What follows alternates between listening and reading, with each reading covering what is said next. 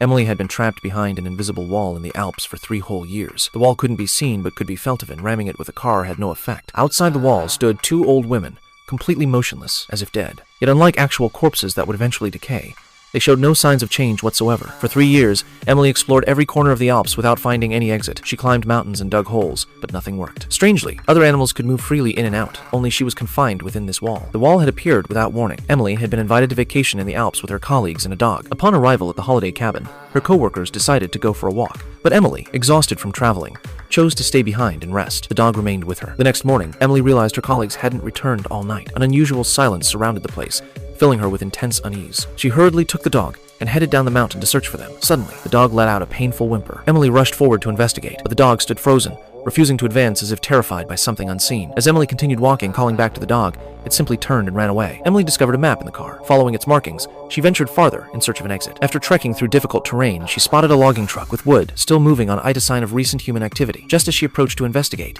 she collided with that wall again. Despair washed over her as she backed away. Guided by the map, Emily traversed mountains large and small. But everywhere she went, she hit the wall. She couldn't find any way out.